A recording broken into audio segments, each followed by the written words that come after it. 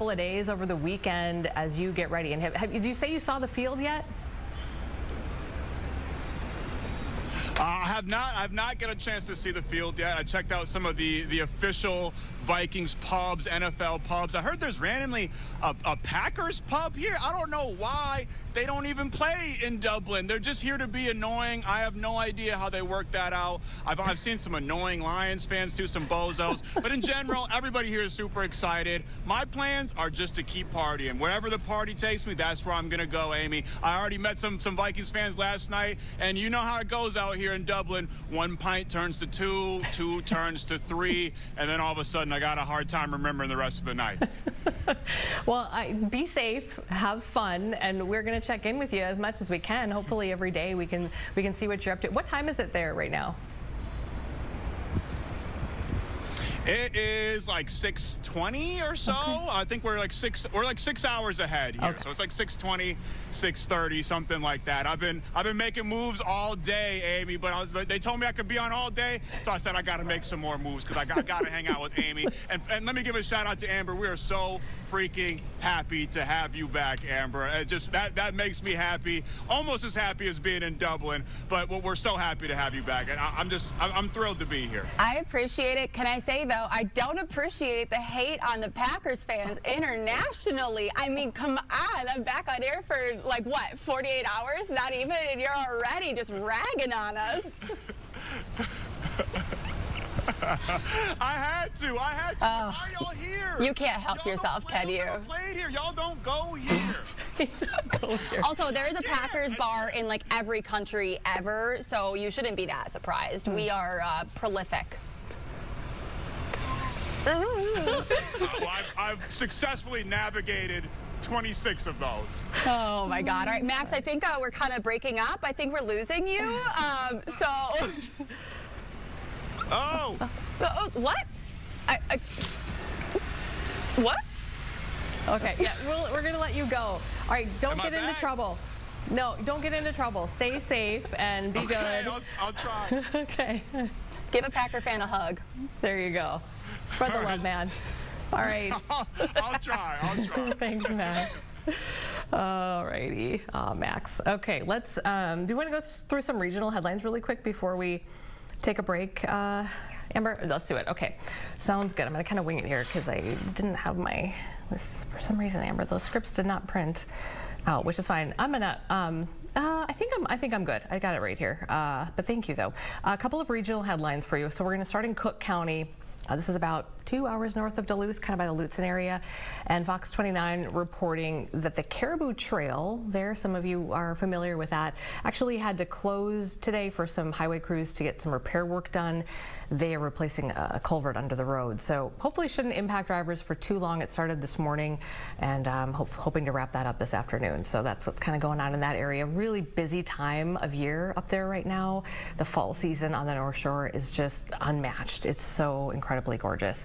All right, to Mankato now, where the Free Press there is reporting that the fate of some of those new noise pollution walls along Highway 169 is going to be decided pretty soon. They say that the final decision is going to come down to basically what the majority of the people who live and own property along that stretch want. There are a couple of proposals here, 3, I believe. There are 3. One adjacent. Let's see. Okay, so one wall would be adjacent to a planned trail connection on the Mankato side of the highway, 169, and then 2 others would be near homes and an apartment building in North Mankato. So these, they say, would be similar to the one they already have along the highway in North Mankato. You know, concrete columns, wood cross panels, that kind of thing. It's $70 million, 2-year makeover of Highway 169, and the project manager, I guess, in the Free Press said that voting packets were sent out last week to folks who would be affected, and if you have one of those, you have about another week to send in your response, so you want to get on that. Okay, Winona, oh, this is interesting. Winona is considering, the city is considering putting some limits on short-term rentals. So we're talking about things like the Airbnbs, if you rent out your home for a week or you know, less than a month. The Winona Post says that the Planning Commission is looking at a 500-foot buffer between each of these short-term rentals. So you couldn't have one like next door to, if you lived, you know, in a typical neighborhood. They're defined as single-family homes where the owner is not living there. It would not apply, though, to any multi-unit buildings like apartments, things like that. So the city also wants to send out notices. One of the other things they want to do is send notices to more neighbors in a wider area whenever they receive one of these applications for short-term rental licenses from a property owner as well. So they're looking at some ways to, that might be something for us to look into just a little bit more, some ways to maybe try to put put a framework around some of the short-term rentals that are happening in the Winona area. Alrighty. Okay, let's do this. Oh, do we have this? Yes. Do we have a little bit of Southern Minnesota Farm? Oh, good. Let's do it. Let's give you just a little peaceful moment here at a Southern Minnesota Farm, and we will be right back. All Day Live continues after this.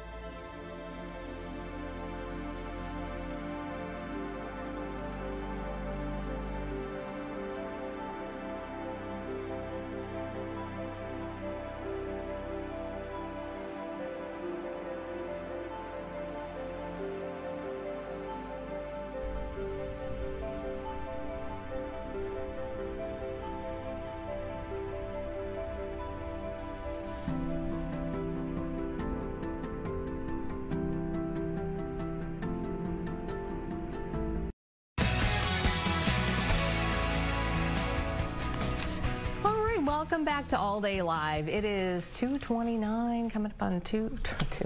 I'm sorry, I probably just freaked some people out who are just listening to that. It is 12:29, and we're glad you're here right now with us here on this Wednesday. Middle of the week, we made it. Beautiful, another beautiful day out there today.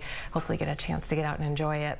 Last night was not enjoyable for Lynx fans. Well, it was for a while, but the Lynx ended up dropping Game 2 of the WNBA semifinals last night to a Phoenix team that just wanted it more. You can't even say anything other than good job, Phoenix, because you wanted it more. It was incredible. The Lynx giving away a huge lead in the third. The kind of lead that you look at and you go, there's no way they can overcome that. Well, they did. Credit to the Mercury. Andrew Dukowitz covers the Lynx and the Timberwolves for Zone Coverage Minnesota. Thanks for joining us, Andrew. Of course, always a pleasure. Happy to be here. We didn't want to make this sad or bummer because there's nothing to be sad or worried about here. But I was super curious from you, outside of like the box scores and all of that kind of stuff. What was it like being in the post-game interviews last night? Tell me about what they said, their demeanor, that kind of thing. Yeah, it was kind of a tale of two teams. Phoenix came in first, and their head coach, they've played 4 games in 7 nights. They are pretty well just exhausted at this point after having to fight to get to the second round.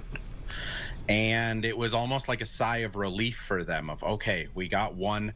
Now we can go back to Phoenix and we can, try to close it out in Phoenix. I mean, if they win both, the Lynx won't come back to Minneapolis. And on the Lynx side, it was a lot more frustration. I think the players really realized that this is one that they let get away. Cheryl Reeve, head coach of the Lynx, was especially frustrated just with, she mentioned that they were just doing a lot of really uncharacteristic things. Yes. They had unforced turnovers. They were letting pressure get to them that normally doesn't. She mentioned some people had some body language that she hasn't seen out of them all season. And in a way that can be... What do you think that was about? I think the Lynx coming into the third quarter, I got the feeling that they thought that the Mercury were just going to kind of roll over and accept that this game was done and kind of punt on it to go back to Phoenix. And when the Mercury punched back as hard as they did in that late third quarter, I think the Lynx just really took them by surprise. And then you saw less of the ball movement, less of the, kind of swagger that they play with and confidence that they walk with. And it really kind of shell-shocked them, I think, which... they haven't really been punched like that this season. Yeah, they've been the ones down and have been resilient and have come back. And when they have been down, they have found, a way, again, to come back. But when, even in these situations, I feel like it's just like the uncharacteristic word that you used is so on point. I said the same thing this morning when I was talking about it. I was like, it's just not like them to fold like that and to not get traction back and kind of, turn it around somehow. Like it just felt like they almost like panicked and then started kind of making more mistakes. So, I mean, do you remember another instance like this? Not this season. There was a couple instances last season. In the playoffs, Connecticut, that series. Coincidentally, it was Alyssa Thomas, who now plays for the Mercury. We had a similar performance where they knocked the Lynx off in a home game and went back to Connecticut with a chance to kind of close it out there. The Lynx obviously kind of galvanized themselves and made a finals run after that. But, that's really the only time I can point to. This season, I think the Lynx really had a lot of things just clicking on all cylinders, which, it's also, I was talking to some of the writers last night of just, this is one of those moments that if they win the championship, this might be the moment they point back to and say, this is when we figured out we have to get our stuff together and we have to really lock in and focus. Yeah. Likewise, if they lose it, this is probably the moment everyone will point to of this team kind of falling apart. So it's a really big opportunity for them to prove that they can come together as well as, make this run meaningful and special. Yeah. I have a feeling after whatever Cheryl said to them after the game, this will probably never happen again. Fair. Probably really fair to say. Yeah. Cheryl, having covered her for 2 years, she doesn't mince words. Right. My guess is they are going to be locked in for Game 3. For I sure. have no doubt about that. And I think, yeah, hopefully, I mean, not to get too, but I think most Lynx fans, if you follow them long enough, you kind of know that they'll bounce back from this. This is when nobody's really too worried. Disappointed, but not worried. Let's talk about the Timberwolves here, if we could, because some kind of hints that have been dropped on social media and other places about uniform change, and today that kind of came to fruition. So what do we got? Yeah, they're bringing back the Kevin Garnett black jerseys with the green trees. They also have a full court makeover as well, where they're going to have the classic logo, the one with the wolf in between the pine trees. They're going to have pine trees on the side of the court. I think it's something the fans have wanted for a very long time, and I'll credit A-Rod and Mark Laurie, the new owners. They sent out a kind of fan feedback request on all of the social media blogs, and it sounded like this was something that came up a lot, and they went out and made it possible. Is there something else at play here, do you think? Because I guess Wolves fans, I think, when you think about that era and that uniform, you think about Kevin Garnett. They put out a release, I think, is it 21 games that they're going to be wearing this?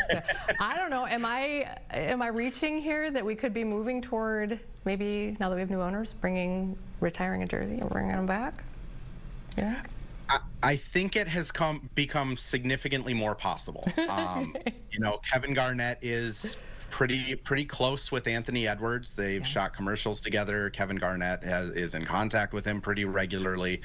And, I think enough time has passed where maybe it's time to finally put his jersey up in the rafters.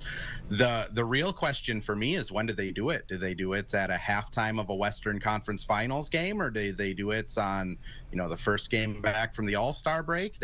You can only make that move once, so they have to make it as special as possible. That's exactly right. Maybe they have to it's a wait and see situation, how the season's going, how far they might think they can make it. But I know so many fans are ready for that, and it just didn't seem like it was going to happen with Glenn Taylor at the helm there for a lot of different reasons. So this is exciting. What was just out of curiosity, Andrew, what's your favorite uniform era?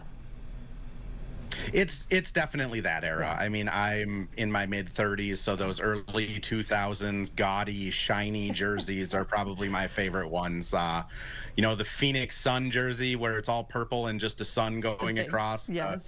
Cartoon Toronto Raptor. That's my childhood. So this one's gonna hit home when we're walking out there to cover a game, and it's reminding me of high school. Oh, for sure. Get your starter jacket now, man. Just order it up. Exactly. It's gonna be awesome. All right, Andrew, thank you for making some time for us today. We really appreciate it. You can check out Andrew on social media, Twitter, X, Twitter. Are you on Instagram as well? Do you go there? I'm on all of them, and it's really easy to find me. It's the same username at all of them, just ADukeMN. Okay. Thanks, Andrew. Appreciate it. We'll talk to you some more, hopefully, throughout these playoffs as we roll on. Have a good one. It would be fun. Thank you. All right. Take care. Okie dokie.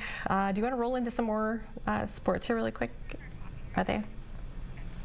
Oh, okay.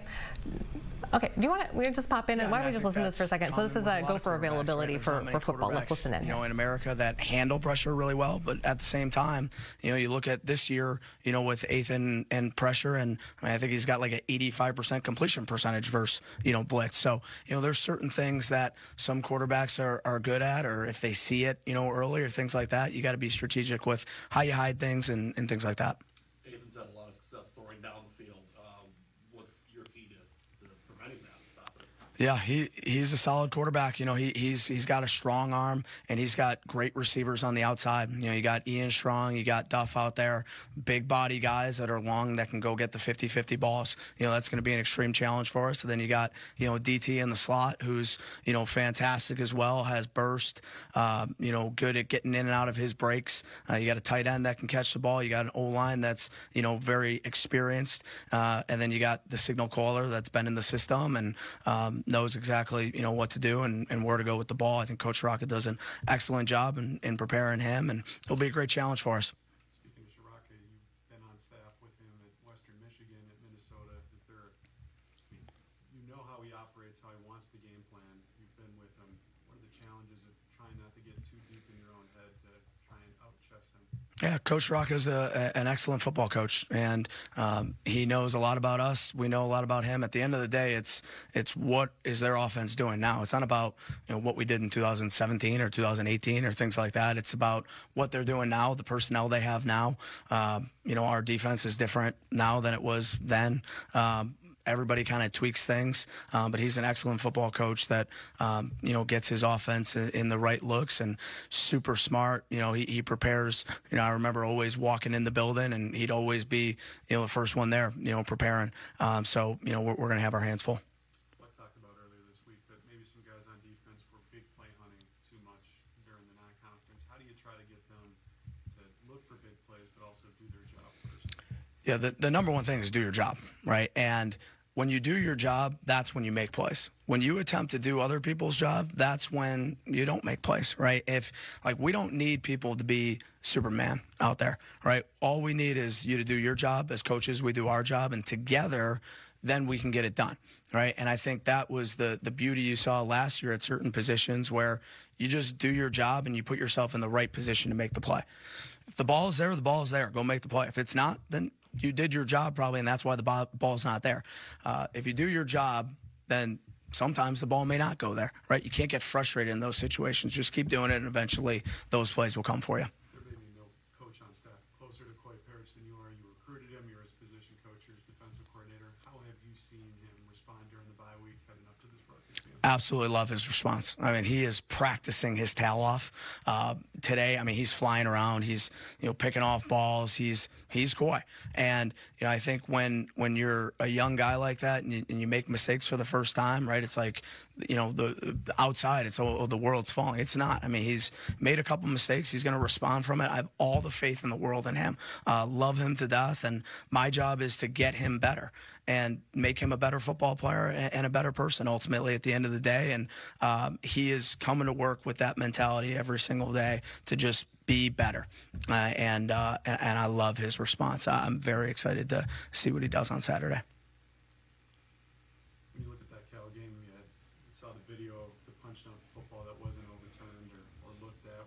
There was a pass tipped at the line where Coy could have had a pick six, but you've had one defensive takeaway in the last 5 FBS games. Now it spans before you, but how do you turn that faucet back on to start Big Ten play? Yeah, at the end of the day, you got to continue to emphasize it, and you have to obsess about it, right? We've been talking to the defense this week about this word obsession, right? And you got to obsess about the football. Like, I want our guys walking to class thinking about the ball, right? I want them in the hallway thinking about the ball. And in our meeting rooms, we have balls there. They're punching the ball out.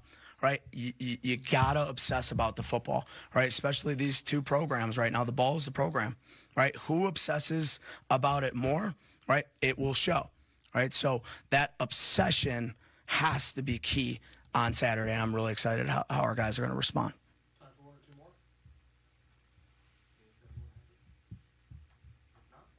Thanks, Coach. Thanks, guys. Appreciate it.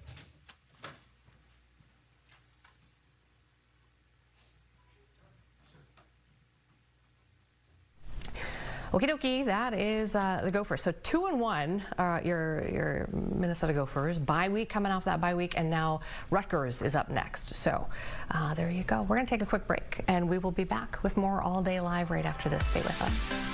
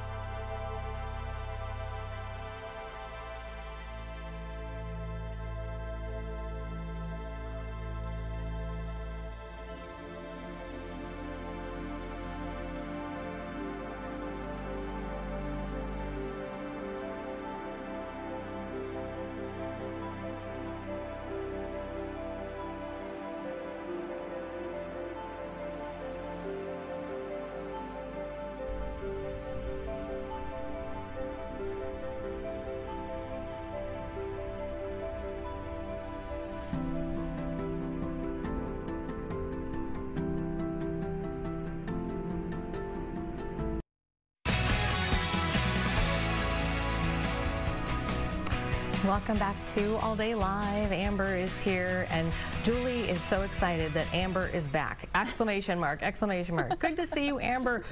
2 more exclamation marks. So thank you, Julie. I think I've heard from Julie before. I think she might be from Casson. I'm not sure. Oh. So hello to you. Good to see you. Thanks for the welcome back. You guys are all so sweet. I heard from Misty again today. Amy, Misty's been I remember in touch with me for several months. So, you know, I love hearing from you guys. It's really, really kind. I love it. Yeah, and we, speaking of emails, I remember we got one, hang on, yesterday? Let me look, from Crystal. So, Crystal said, I would like to know, what are your thoughts about the Mall of America's new water park plan starting in 2026?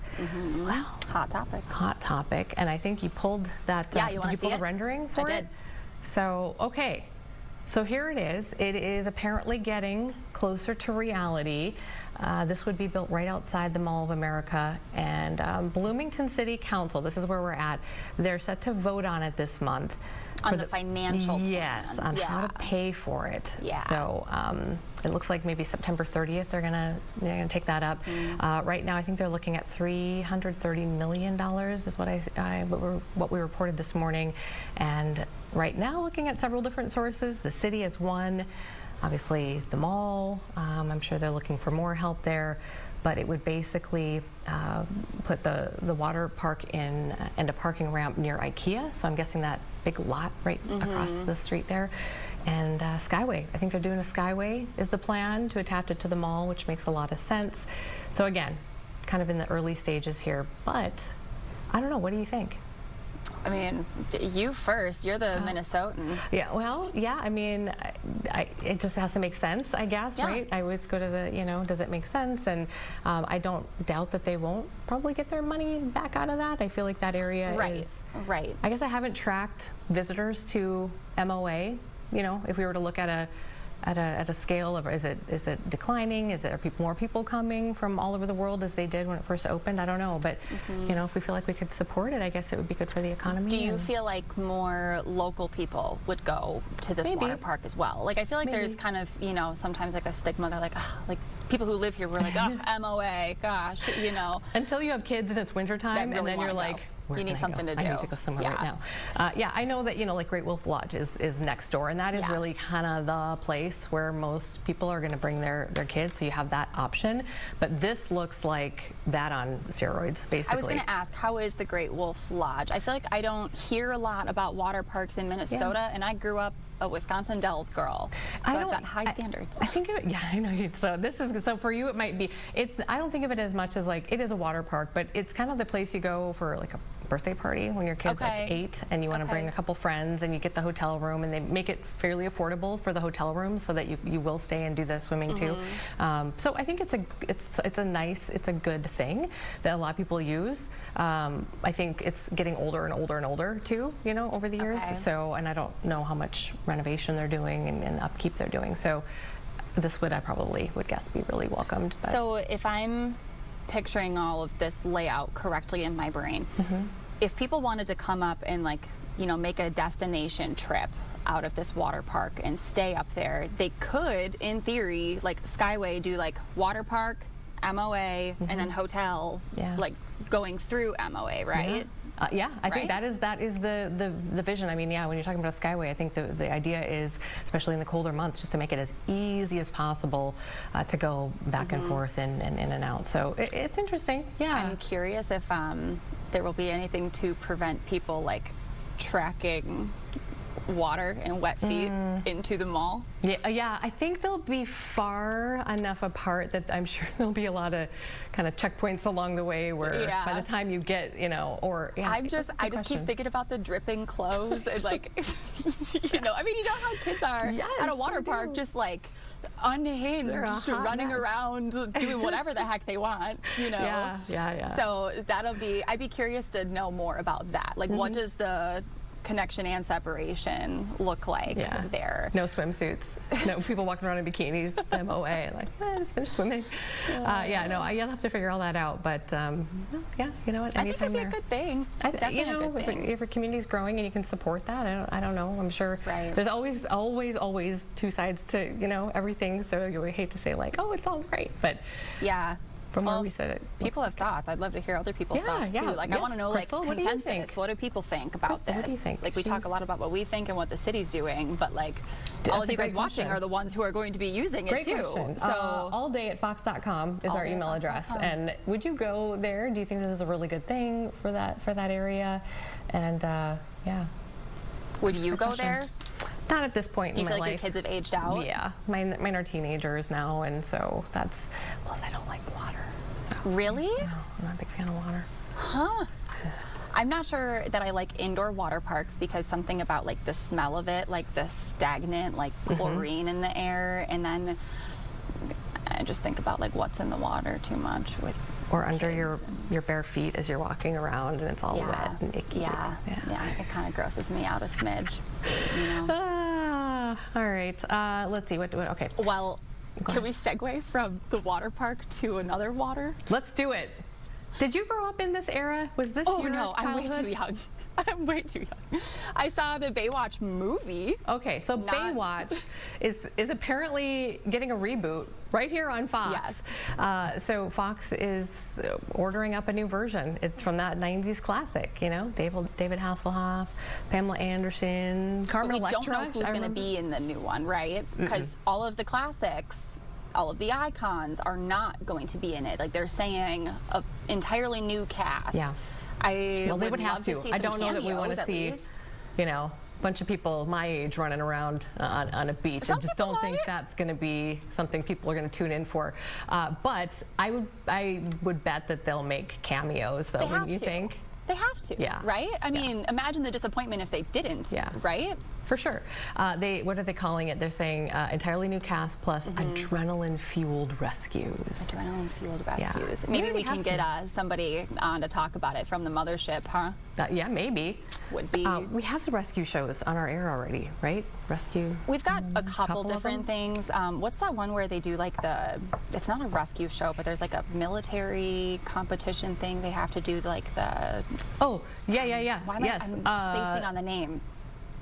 Special Forces. Yes, thank you. Yes. And like reality stars and actors and everybody goes in and tries to basically do what happens at like basic training. I liked the first season, and then it kind of jumped the shark a little bit because then people know what they're getting into, and then the celebrities that they had on kind of they got I don't know, like people that I think a lot of people had never heard of, and so they okay, so they went from like B/C list to like D list. I think so. Yeah, and maybe even like B to D or C to D. So but that's a little disappointing. Yeah, but some of those challenges, oof, boy.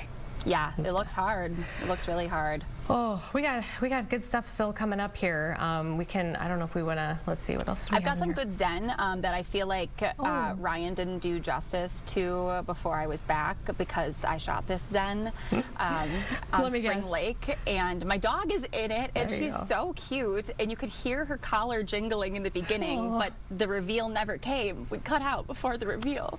So Eddie, we got to see little Eddie. Little Eddie's not so little anymore. Also, she has a knee injury right now, and I didn't really know that could happen, but the vet was basically like, she's getting older, she just turned 5. And so now I'm concerned about my dog being a senior citizen, and I can't take her on these walks, these long. Some of those breeds have patellar issues, so we had to do this with ours too early on, and had to have like a knee surgery, which I was like, I'm sorry, what? Yikes. No, she's just like swollen leg. I've got her on doggy Tylenol, right? Don't give your dogs real Tylenol, because you're not supposed to do that. Okay.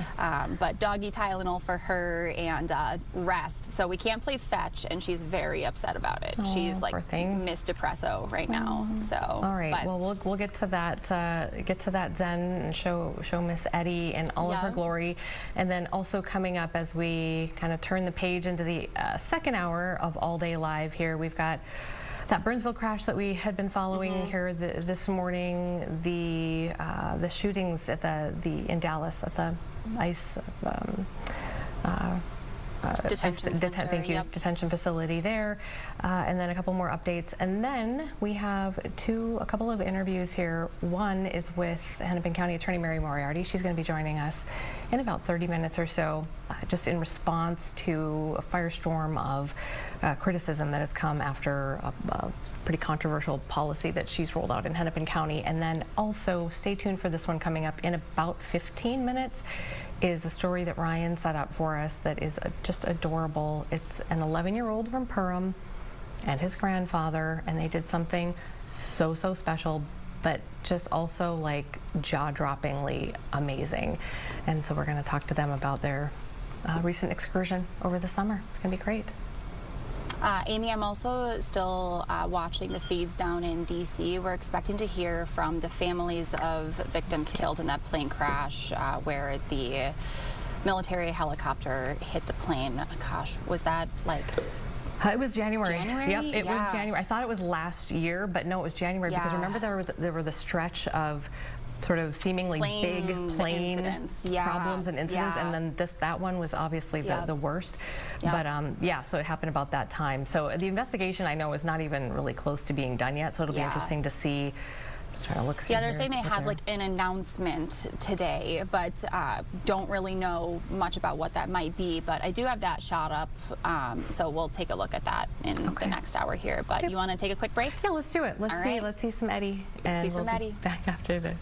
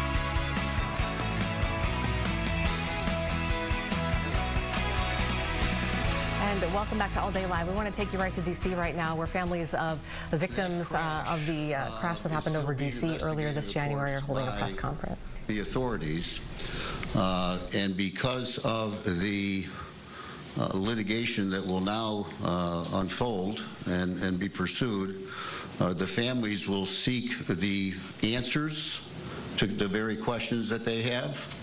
They will be seeking the accountability that they are owed, and they will ultimately be seeking the legacy that they are owed, as are their loved ones, to make sure that a disaster like this never occurs again, either here in Washington or anywhere in America. The crash of American Eagle 5342 was predictable, it was preventable, and caused the needless loss of 67 lives on that fateful evening. In the lawsuit today, the first named defendant is American Airlines, operating as a regional carrier with PSA, along with the United States of America. The complaint, which is on file and is now publicly available, is 110 pages long. It has been painstakingly crafted by a group of lawyers from all of the families. The normal practice in a case like this is that the court will encourage all of the counsel for the various families to get together and get organized and act as one, because this is a consolidated event. Why and how everything occurred is common to everyone on that plane, but each and every family's damages are different. So in this first lawsuit filed in the federal district court for here in Washington in the District of Columbia will serve as a guiding complaint for the rest of the families to follow.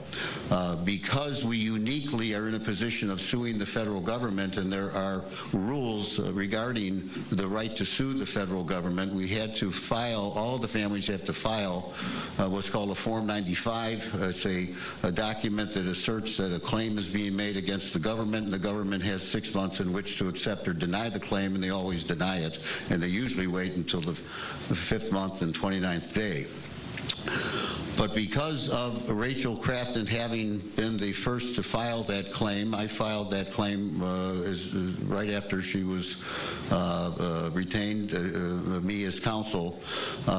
We are in a position of getting that complaint on file, and it includes the claim against American, and we are joined by our co-counsel in this representation, the Kreinler & Kreinler firm and Spicer Krause out of New York, because all of the families want to seek those answers, and they want to do so as expeditiously as possible, but the others cannot yet file suits. When they do, they'll file them in the federal court, presumably, and the court will consolidate these cases together for the litigation discovery that will unfold. We sued American Airlines and PSA because they are the common carrier that was entrusted with the responsibility to provide the care and safety at the highest degree possible for the traveling public. A common carrier has a duty. It's not just a duty to avoid negligence. Operators of a motor vehicle can't run through a red light. Operators of a commercial aircraft cannot run through yellow lights.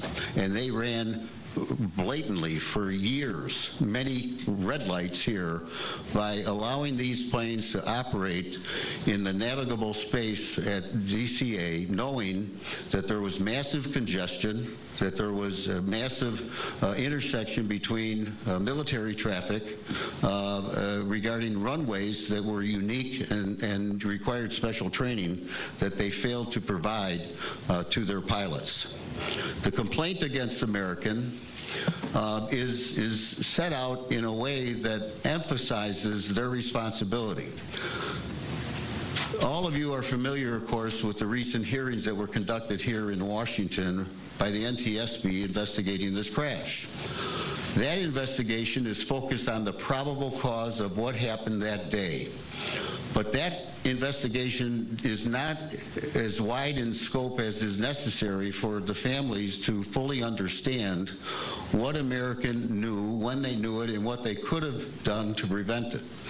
And it is known that American had the ability because of their notice of near misses, a massive number of near misses, that they nevertheless allowed their customers to be exposed to the dangers associated with those near misses, even though they sought additional gates, they sought additional landings and takeoffs, and they did everything possible to maximize their ability to shuttle passengers in and out of that airport.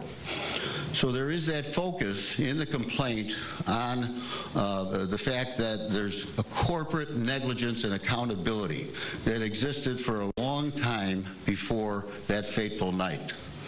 Then the complaint does complain about and focuses on the conduct of the pilots that evening.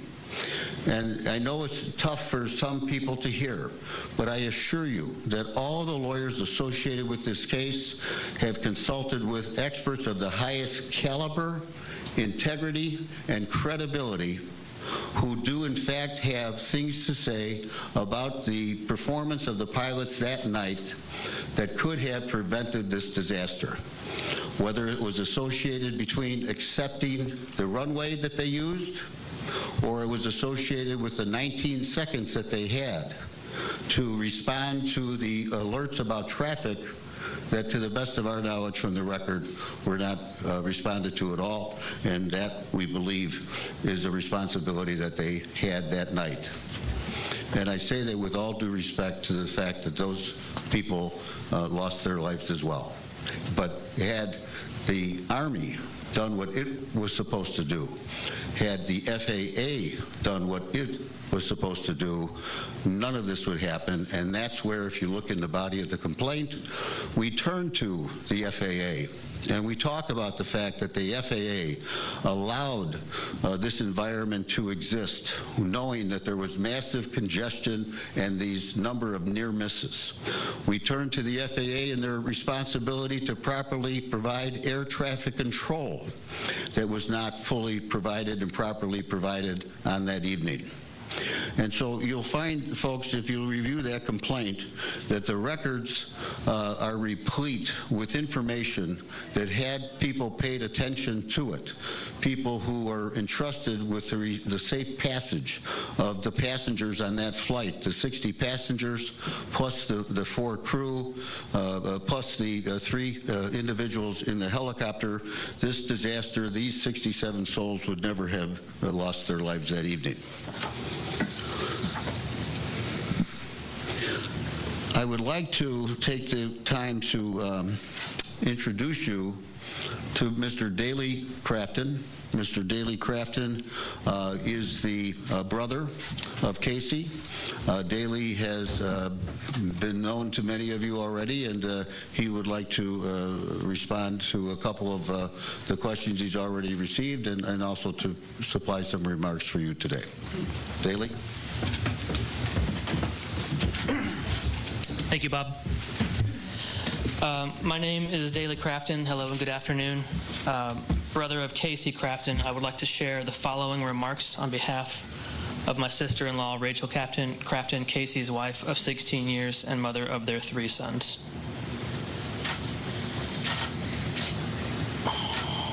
Nearly 8 months ago, our loved one, Casey Crafton, and 66 other people were killed when a U.S. Army Black Hawk helicopter collided with American Eagle Flight 5342. And nearly 8 months ago, our lives were shattered in a moment, and the grief has been unimaginable. The future we dreamed about was taken away from us. Casey was a devoted father and husband, and we built a beautiful life together. He was a loving brother, a supportive son, a committed employee, a selfless friend, and he made everyone around him feel valued and respected. The world was a better place because he was in it. Because of this avoidable tragedy, my young sons and I have to go through life without the love, support, guidance, and laughter Casey gave to us on a daily basis. I'm left to raise our sons alone, and these days, weeks, and months have been unbearable as grief weighs heavily over every moment that should have been a celebration with Casey. His entire career was in the aviation industry, first as an aviation mechanic and then as a technical service manager, and he was very dedicated to bettering himself and the systems he worked within. His honesty, attention to detail, and standard of safety was second to none, yet because of systemic failures and reckless disregard for safety, his life, along with 66 others, was taken. Casey was betrayed by the system he trusted. We all were. As his wife, I cannot stand by and allow his life to be lost in vain. Today we are taking legal action because the accountability of American Airlines, PSA Airlines, and the Army and FAA is the only way to ensure this never happens again and no other families have to live with the pain we have to endure each day without Casey.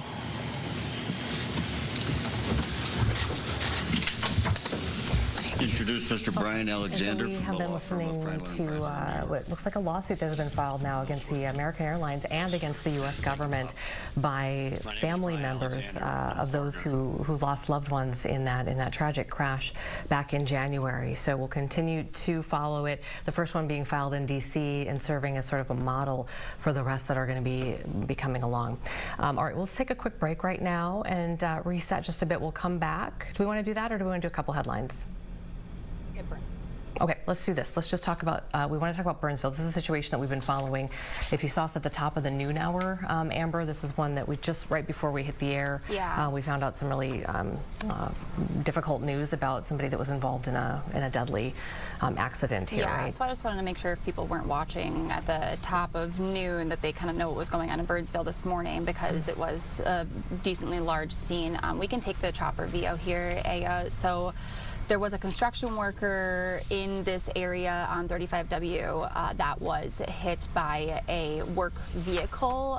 It's called, it's like a boom truck, essentially, used to lift large items. The worker was on foot, according to officials, so potentially walking around in that area or doing something in regards to what was on the truck, but was hit and killed, and we believe that is likely the truck involved in this. But traffic was impacted a little bit, public transit impacted a bit, but as far as we can tell, things look like they are back open for drivers and riders, and we're just waiting on a little bit more information about the victim in this situation, Amy. Okay, all right. Thank you for that update. And then let's see, do we want to break now, do you think? Yeah, let's take a break. Let's do that. Yep. Okay, let's take a break, and when we come back, we're going to have a lovely conversation that I've been looking forward to for quite some time now with a young man and his grandpa and their incredible feat that they accomplished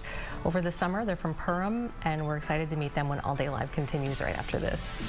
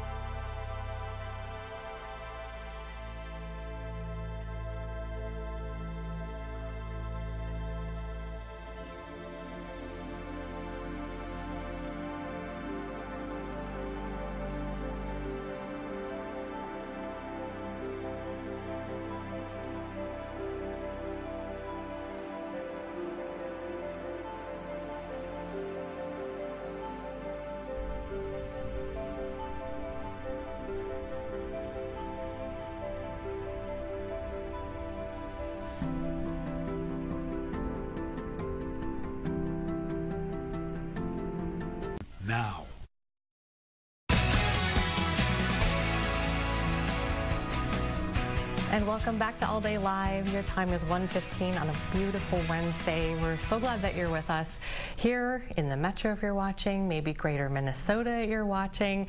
That is where we find our next story, which is so incredible. There's an 11-year-old from Purim who climbed Mount Kilimanjaro this past June, the highest point in Africa. And that alone is so awesome. But that is only half of this story. Wyatt climbed Mount Kilimanjaro with his 70-year-old grandfather, Stuart.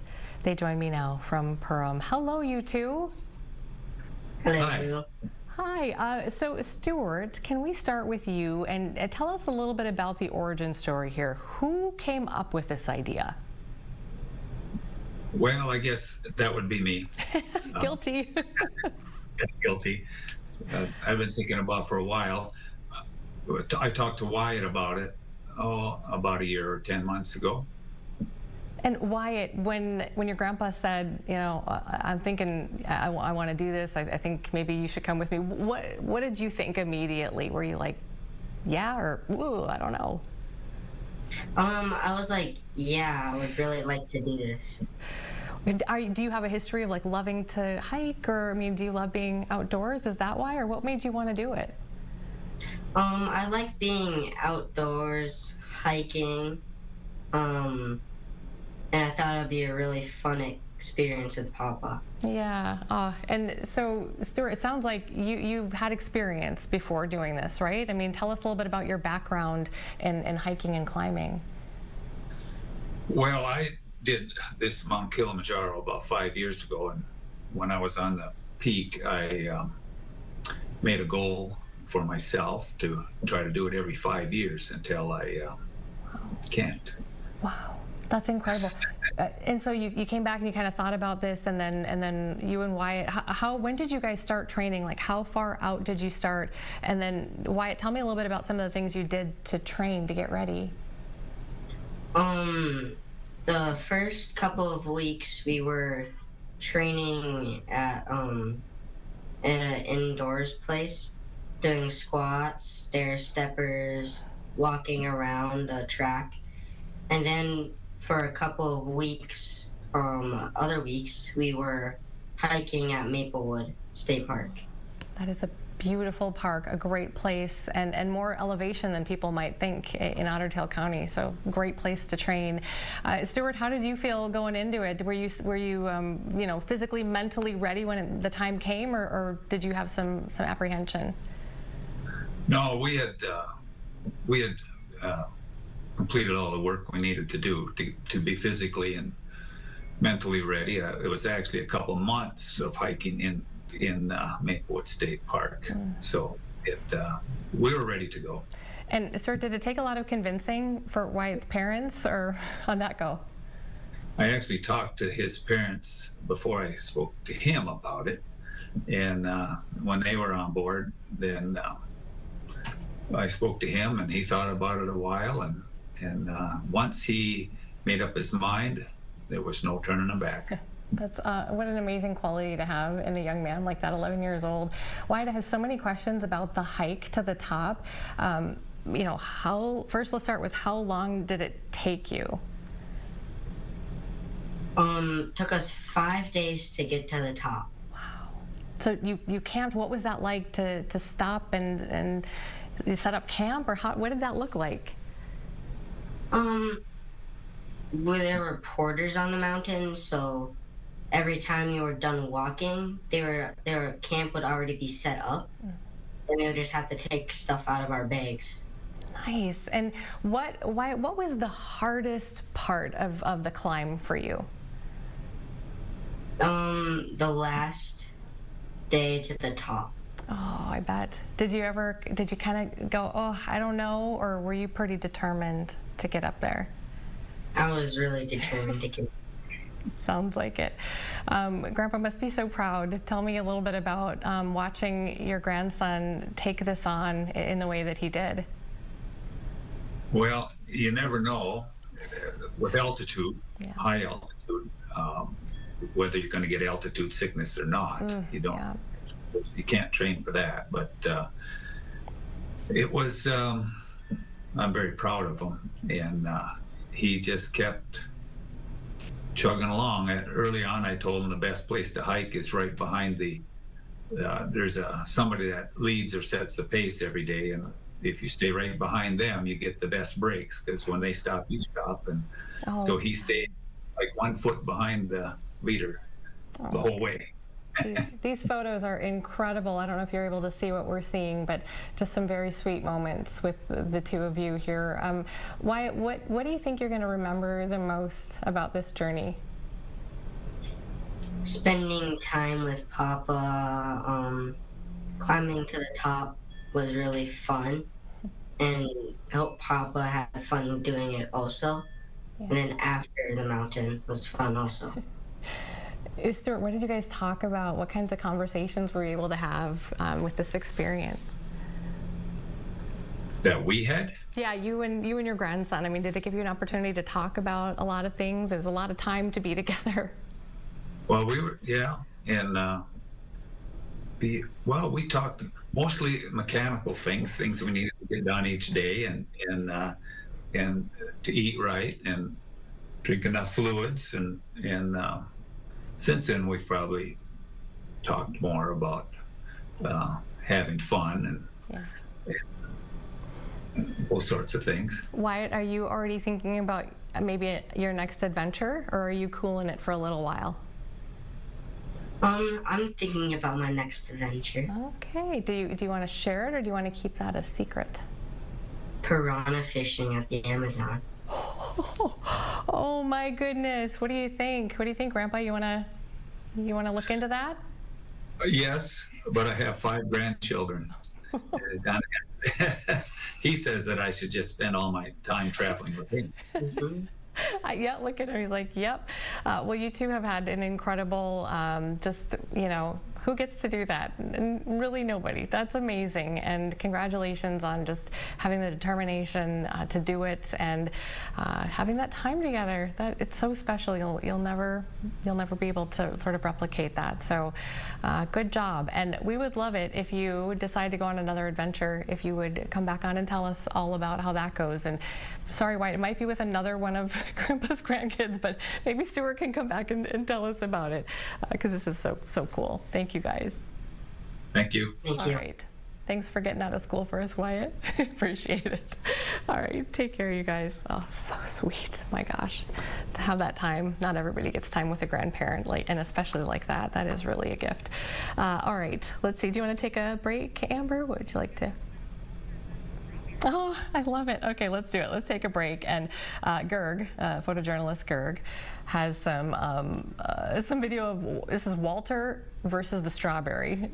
We'll be right back. Mary Moriarty joins us here in a couple of minutes. You like your strawberry?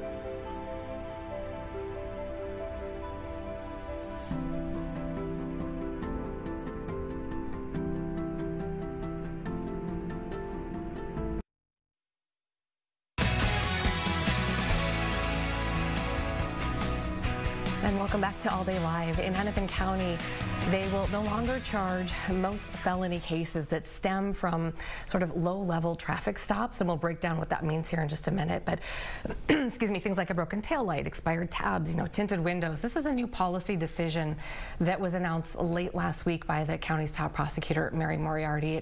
It has set off kind of a firestorm of criticism as well from people, including the Hennepin County Sheriff, several Hennepin County police chiefs, also the Minnesota Police and Peace Officers Association. And then yesterday, I don't know if you saw, but we had a Republican Congressman Tom Emmer here.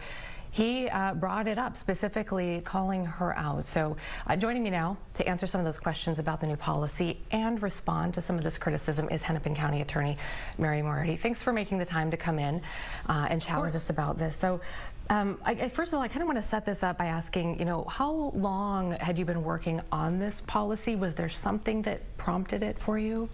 So I think it's important to know that actually the office had been talking about this policy for years, including when Mike Freeman was the Hennepin County Attorney. We had been working on it, having the conversation about it. In fact, my first year in office, I was at a Hennepin County Chiefs Association meeting. They have them once a month. And one of the chiefs asked me if we were going to come up with a pretext policy similar to what they have in Ramsey County. And I said, that's something we need to talk about. And I talked to them about the data that the Minneapolis Police Department found a gun in less than half of 1% of the time they searched a black driver. They stopped and searched a black driver. And I said that meant 99.5% of black drivers who were stopped and searched had nothing, yet they were put through the trauma, the experience of being stopped and searched. And I said, that data tells us a lot. It tells us that that particular strategy is ineffective, especially in a time where law enforcement has limited resources. And so what I said to all of the chiefs at that time is, I think you need to start having conversations with your community, with your mayor, with your city council members. Look at your own data. If your data is better than that, share it with the rest of us, because I think we want to know what you're doing that's more successful. Yeah. So I started having that conversation with them in 2023. Okay, and then I'm sure you've seen the next day there was criticism from many of them were Hennepin County police chiefs who said this was the first we heard of the actual policy being put into place was that day of the announcement. Did you have conversations along the way with anybody? Well, yes, we did. Had conversation with many people in community, organizations, with the police chief specifically. My first year in office, when I met with them, I said, what do you want from the Hennepin County Attorney's Office? And they said, we want communication and we want to be a part of making policy. And I said, absolutely, let's do that. I assigned a very experienced prosecutor to be their liaison. They have his cell phone number. They have my cell phone number too. They can contact him anytime. And I met with them in groups of four times a month my first year. We worked on some policies. And then when we charged the trooper, they stopped meeting with me. They just wouldn't meet with me anymore. And some of our experience has been, and I think it's important to know that there are about 38 different law enforcement agencies in Hennepin County alone. Some of the chiefs, the heads of those organizations, are fantastic, and they work collaboratively. Some of them just will never accept any policies that we come up with, and the problem becomes the people that won't really engage us in good faith would leak that. The Hennepin County Police Chiefs Association has hired a Republican PR firm. They are actually responsible for putting out that press release to correct the data that they put out there. So as much as I really want to work with them, and I would love to, because I think that that's best practices, it has been really difficult given the number of them and the number of them that just aren't interested in discussing any kind of changes. But I'm sorry. No, go ahead. Sorry, I didn't mean to interrupt you. We put off the implementation date of this to October 15th. And our plan here is to engage with community. We'll be doing that tonight, and also law enforcement. Okay. Can we go back and let's talk about pretext stop, because I don't want to assume that everybody who's watching knows what that is. Can you give us an example or two? And is there a spectrum of sort of a standard pretext stop and then maybe pretext stops where an officer may have some overreach there that's more egregious? So that's a great question, because the idea of a pretext stop is confusing. So this policy is about non-public safety traffic stops. So police can make traffic stops for speeding, right? For going through a stop sign or a stoplight. This policy is not about that. We have seen dangerous driving. We've all experienced dangerous driving when we're out there on the roads. We want to encourage law enforcement to focus their limited resources on policing those types of traffic stops. So this isn't about those at all. A pretext stop simply means that a police officer articulates a reason that they've pulled somebody over, but it really isn't the reason why. So for instance, I think one people hear about frequently is someone has a dangling object from their rearview mirror. And, you know, I have even heard, I've listened to body cam, squad video, and you can hear police sometimes saying, oh, what are we gonna, we should pull this guy over. What are we gonna pull him over for? Well, he doesn't have a seatbelt. He doesn't have, or he has a dangling object or something like that. So while the stop might be legal, it is not for the reason that they're articulating. So in other words, if an officer is behind somebody weaving, you know, and they have a legal reason to believe that that person might be drinking, you know, driving intoxicated, they're speeding, they went through a stop sign, they have every right to pull them over. These kinds of stops don't impact public safety, and they are simply a pretext to kind of check out the driver to see what they might be up to. Now, the problem there is, you know, a lot of unconscious bias comes in, and the data shows us that so many of those stops are made of Black and brown community members. So that becomes a huge problem. The data also tells us that with those stops, they yield very little success. So that's where we get to the numbers where the Minneapolis Police Department was stopping drivers on a pretext on low-level, non-public safety traffic stops, and they were only getting a gun in less than half of 1% of the time. So it's important to realize, if you look at any data, by the way, this isn't about Hennepin County, Minneapolis, it's not criticism of them. This data you'll see in any department in the country that measures this. Really large racial disparities in the stops, really low levels of effectiveness. And it's interesting, and we don't want to do a deep data dive here. People want to go, there are different resources that they can go and check that, but I thought it was interesting that you had data points, and then the law enforcement community that was critical brought their data points, and it seemed like you were kind of looking at the same data, but maybe it was interpreted in different ways, or no? No. You're saying no? Okay. No, actually, one of the things I've said to law enforcement is, let's see your data. And I have yet to see data from individual police departments, but here's what's really interesting about the data that they shared in this press conference. We hadn't heard that before, right? What they said was they found 147 guns, I believe it was, in traffic stops, right? So, and we don't know whether those were non-public safety traffic stops, like the dangling object on the mirror, or speeding or something like that. But what was really fascinating, and I think really telling later on, when I think they were talking about the number of total stops, traffic stops. First they said it was over 93,000, and then they issued a correction. It was actually over 100,000. Yeah, 101,000. Right. Yeah, so okay. So actually their data agrees with agrees with all the data across the country. That is a failure rate of 99.27%. The data they gave us, that they gave the public, is actually worse or underperforms what MPD was doing with a less than half of 1%. So the data they put out there actually is confirmed, you know, the data that we're talking about here. So that supported our argument here, and so I don't, it's hard to know what they were thinking in terms of why do they think that data helps, because once again, it shows how ineffective these stops are. I couldn't help but notice that during the press conference last week, you had Ramsey County Attorney John Choi standing next to you, and he was able to talk about their experiences in Ramsey County. So can you, just in case people missed it, tell us a little bit about that, and is that an apples to apples comparison, I guess? Yes, absolutely. So the Ramsey County Attorney's Office and Ramsey County Attorney John Choi implemented pretty much the same policy that we are. I think our language is pretty similar in 2021. He did it with a handful, I can't remember if it was about 3, but definitely St. Paul Police Department and a couple of others. It's interesting to know that the St. Paul police chief, and he's talked about this, kind of went into it not really bought in, right?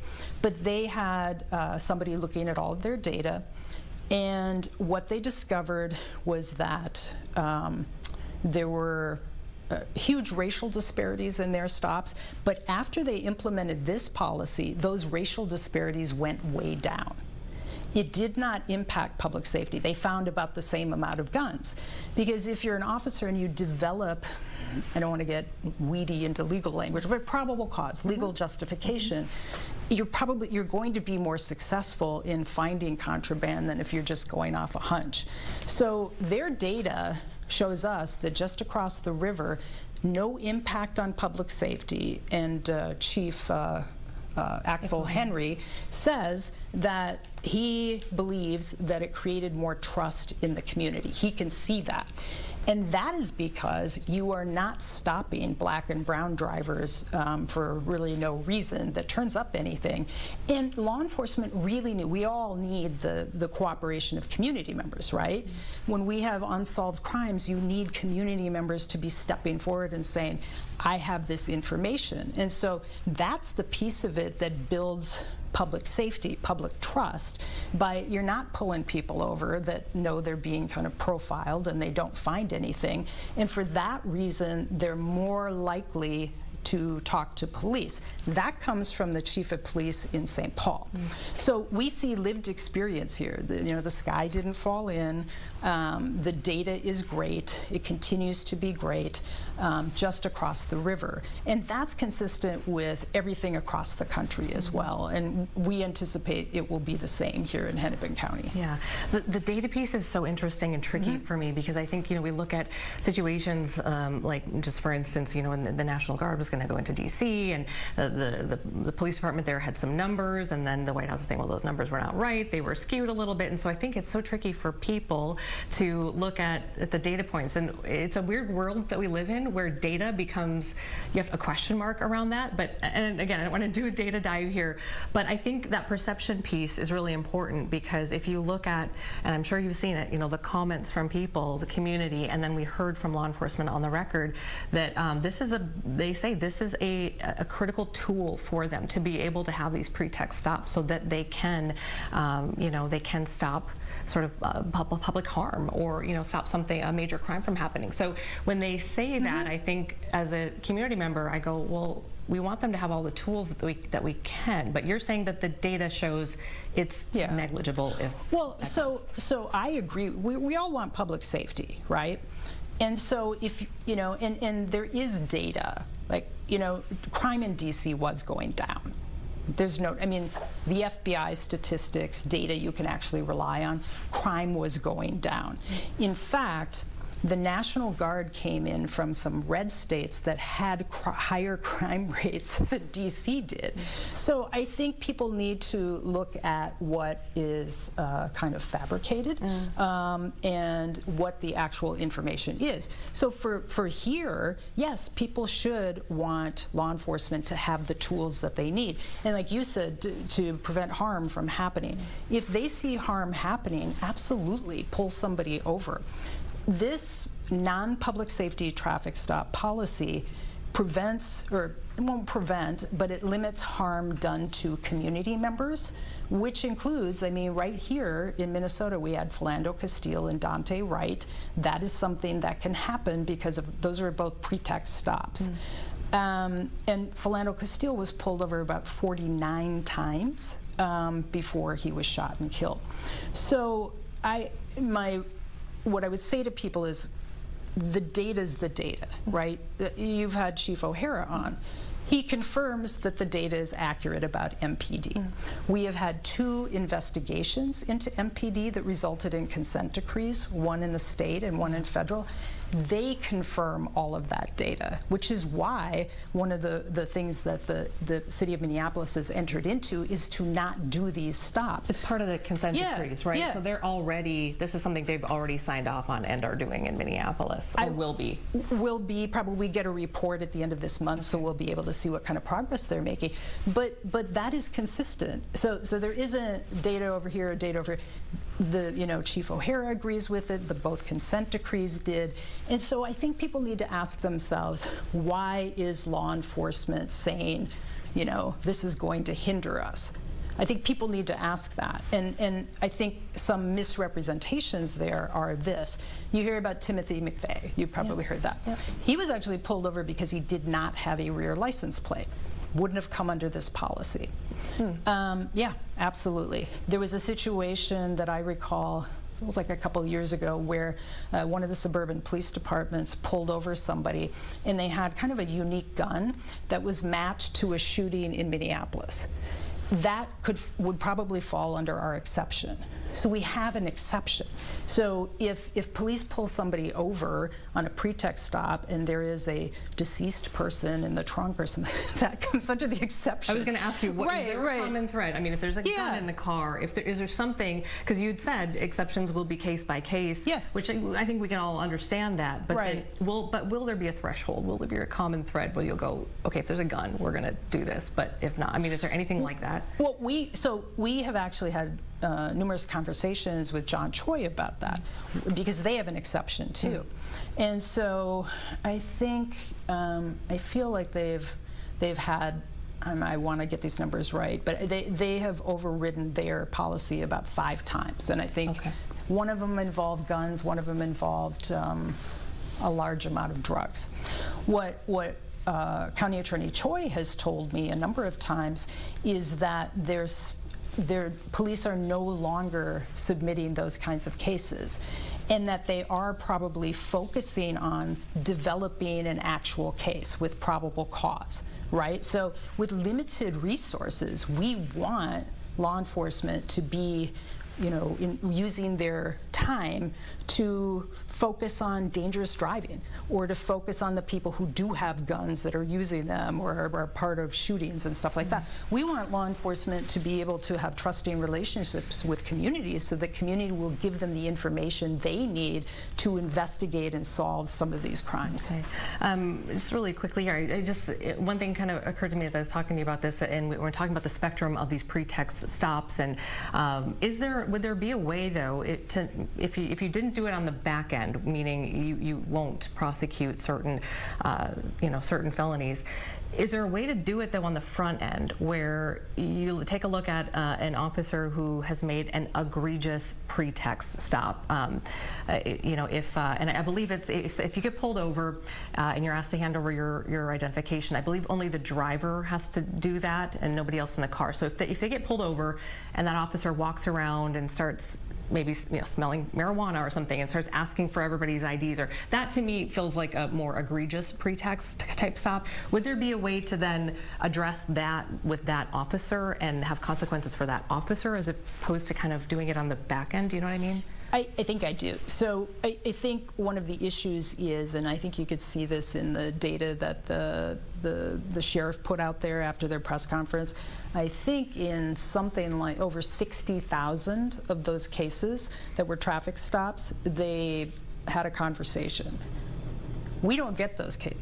We only see cases that they submit when they find something, and that's so what we're seeing is the 0.5%. I see. We're not seeing the 99.5%, because those people had nothing, and so it's very difficult I mean, it's just impossible for us to go through those cases because we never get them.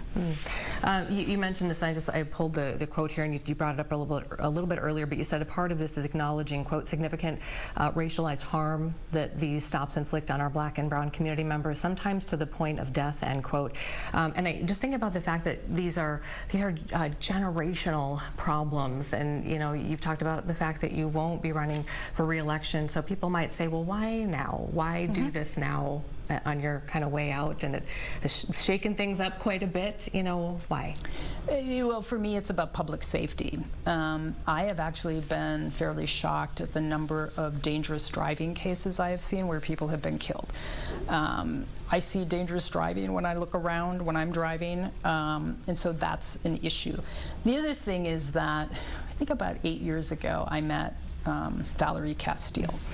And in meeting her and hearing her talk about what happened to her son, and about that time we were looking at a lot of other type of traffic stops that were resulting in people losing their lives, and we had Dante right here as well.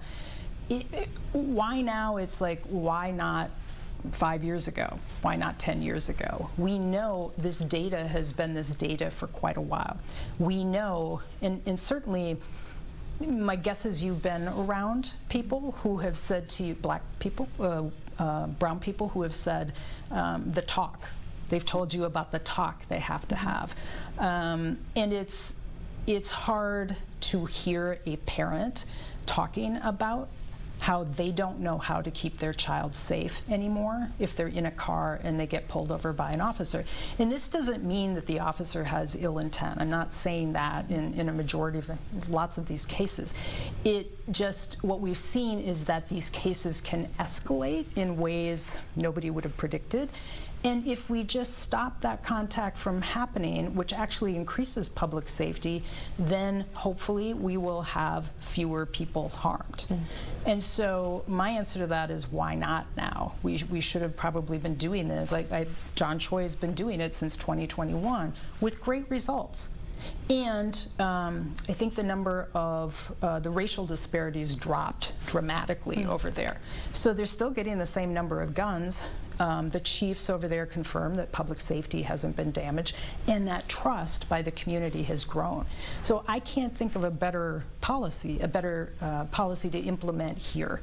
So do you feel like the criticism, and you alluded to this a little bit earlier, is coming more from a place of, certain decisions that you've made, or people just don't like you, or they don't like working with you, they don't agree with a more, and I don't know if this is a fair characterization, but more of like a social justice, civil rights kind of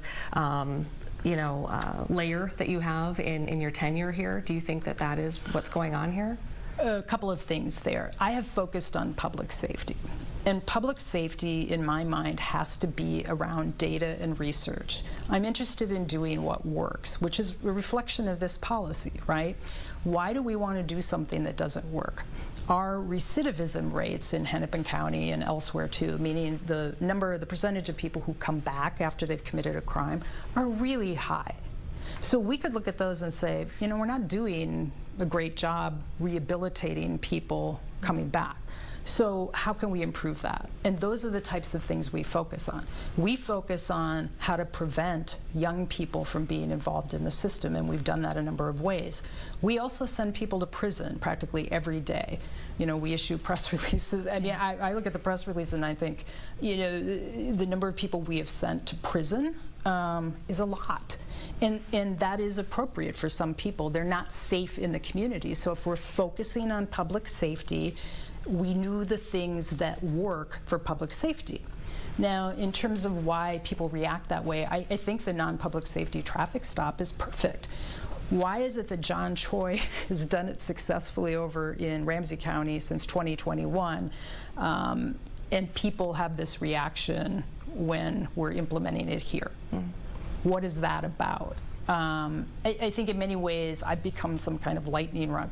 Some people will just point at anything we do, even if it's already being done successfully. And I think you saw that perhaps with your interview with Congressman Emmer, right? I did go back and look at that interview, and you were asking him questions about mass shootings and enunciation at the time. Yeah. I suspect you were about to ask him about gun violence, right? And he knew that. And he also knows that most people in the United States do not believe that community members need to have access to assault rifles. But instead of allowing you to ask that question and respond in a civilized way, because he was interrupting you and kind of shouting at you, it was rude to you. But rather than letting you ask that, he knew where you were going and then suddenly, pivoted to hurling insults at me that had absolutely nothing to do with what you were talking about. And I think that's what happens when people know their actual positions aren't supported by data, or that people want something different. They just pivot and they attack a person and yell about that and make up a bunch of things. And I think that that's particularly dangerous in this time. Of course, we've seen a lot of political violence, and I think it's irresponsible to engage in that kind of hurling insults and kind of reckless behavior when we have people being shot and killed. I think Republicans are everybody's starting to talk about being more civil, right? And so rather than hurling insults at me when you were not asking him anything to do about me, because he didn't want to answer that question. Like, how come you in Congress, you aren't doing anything about guns when we keep seeing children being shot and we know guns are part of the problem? And he did not want to answer that question, and so he just started hurling insults at me. I think, you bringing up the Trooper Londrigan case, I think is probably at the heart of this and I don't want to assume, but for some law enforcement and politicians, perhaps on the right, that is really, when you talk about a lightning rod situation, do you see kind of where they're coming from, where if that's their foundation and saying, well, boy, she just really, screwed that up, or, the things that they're saying. Do you acknowledge that? Do you see that? Do you kind of take that in, or do you just say, I can't even kind of deal with that because there's so many different layers to this? Well, I understand that that has become a talking point for them. What I will say about it is we did exactly the right thing at all steps of the way, which meant actually dismissing the case when we didn't feel that we should go forward. And that is something new for prosecutors, and it's something that we have instilled in our office too. Sometimes there can be this, I charged it, I have to go through with it, right? But if it's not the right thing to do, you shouldn't be doing it, and that's something we talk to our people about. You are always gathering new information, wherever that comes from. And if there reaches a point where you should not ethically be going forward with the prosecution, you have to let it go. So we did that. It's also important to know that we do work with law enforcement a lot. There were law enforcement people who told me that Londrigan should have been charged. So, people are entitled to have different opinions. Absolutely. There are some people who felt he should be charged, some people who didn't, some people who thought it shouldn't have happened, but he shouldn't have been charged. That's legitimate. People should be able to talk about that. But we should also be able to work together, which we do. I mean, we worked with all of law enforcement on ERPOs, Extreme Risk Protection Orders. I hired Raina Alexander to be a coordinator of that. She's done a lot of training and coordination with law enforcement throughout Hennepin County. We worked with, and this was a policy we developed with Hennepin County law enforcement, our youth auto theft initiative, and they refer young people to us. But if you ask them to talk about it publicly, they won't. Because it's become some kind of, if you stand up next to me, even if you're telling your community that you're doing great things, which some of these police departments are, they just refuse to do it because it means standing up next to me. And I think that's a problem, because I think we are working together, actually, and I do think the community should know that and understand that we do work together, and we are going to disagree sometimes. We have about a minute left. I just want to ask the last question here is just, after you leave, someone else could come in. Could they just reverse everything that you just did here? Do you anticipate that? Well, many of the things that we've done are are things that won't be changed. For instance, we have a conviction integrity unit, right? And we just had an exoneration of a man who had been in prison for 27 years for something he didn't do. And that was created when I came into the office. So my expectation is that the public, the community, people will say, hey, that's been doing good work. And I think that that's true of a lot of the things that we have done. When I'm out in community, I talk to people about what we're doing. They say, oh, that's great. How come we never hear about that? And so when they really hear about the public safety aspects that we're doing, they are generally on board. But it is almost always portrayed as me doing something, and because I'm doing it, it must be controversial. Okay. We really appreciate you making the time to come in here. These conversations, I think, hopefully are helpful to people who see headlines here and there and different accounts, and to be able to hear, just like we did with Congressman Emmer yesterday, just like with you, and then they can make up kind of their own mind. So thanks for taking the time to come in. I appreciate you inviting me in here to talk about these. I'm always willing to talk about what we're doing. I believe in transparency and believe in helping people understand what's actually happening. So thank you. Sure. All right. Thanks everybody for watching. That's going to do it for All Day Live here on this Wednesday, and we'll see you back here tomorrow. Thanks for being with us.